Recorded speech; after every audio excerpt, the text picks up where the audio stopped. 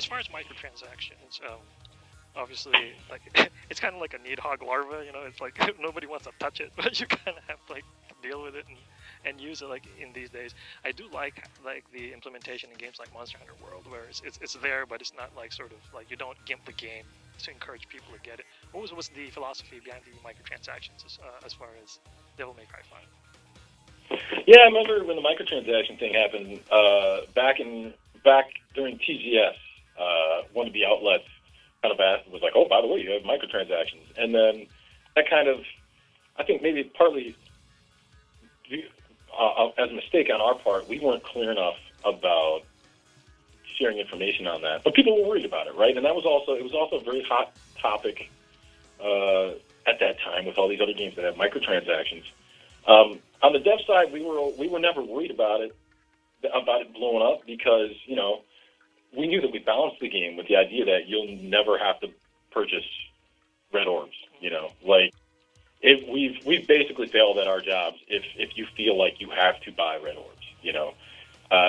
Ethan Osan himself was like, look, I balance this like I have every other Devil May Cry game, with the idea being that you're going to go to that first playthrough, you're going to get just the right amount of red orbs depending on how good you are or about how bad you are, so that you can continue to play through and get upgrades at the right clip, And then once you've beaten the game, you have all these red orbs, and now you can get more upgrades or do whatever you want. So it was really just one thing that we tried to do with this title in a bunch of different ways is let's give people more options. And I know it sounds like PR BS, but it's true. Like I'm sorry, I'm sorry that I sound like Yeah, I agree, because like one of the things I noticed was I played through the game, and then once I finished it, I just realized that like I didn't even think about looking at the microtransaction like menu, because I was I was doing things on a pretty good clip, and like the need for, like you said, purchasing red orbs never really jumped up in my mind. So although I did get the deluxe edition, so I guess that came with some like some arms that you probably normally wouldn't get. But yeah, for the arms, yeah, and but the arms, those arms, we also very specifically balanced those so that we didn't want there to be one, like especially in the deluxe content, we didn't want there to be one arm that was like clearly stronger than others. So we balanced all those very specifically with that in mind. Even like the Cavalier R, right? That's the Dante special weapon that you get with the deluxe content. We change certain moves with that, but we balance it so that, like, for instance, the hit stun on that isn't as strong. Or not the hit stun, I'm sorry, it's what do you call it, the armor. The armor, something armor. Sorry? Was it super armor? Or? Super armor, yes, super armor. The super armor on that is different. It's not as strong as regular Cavalier. And again, that's all by design. That we were like, here's some things that we think hardcore players and DMC fans would really enjoy as kind of extra content. So let's build that out as something that they can buy if they want. And for anyone who doesn't want it, that's cool. You shouldn't be missing out on something. You shouldn't be like, oh God, I'm not getting the complete experience by not having this. That's how we approach making that content. Speaking of extra content, like, is there a possibility of Crew Cut being a playable character? That was sweet, wouldn't it? I was really impressed because CSA made this kind of history of DMC video where they got the voice actor for Crew Cut to actually narrate it, and I didn't even know that they run almost everything by me. And that was one thing that like kind of slipped my radar until like this week that they had made that. And I was like, oh, that's really cool. Really, honestly, we don't have anything planned or being made for this game past that Bloody Palace free update in April.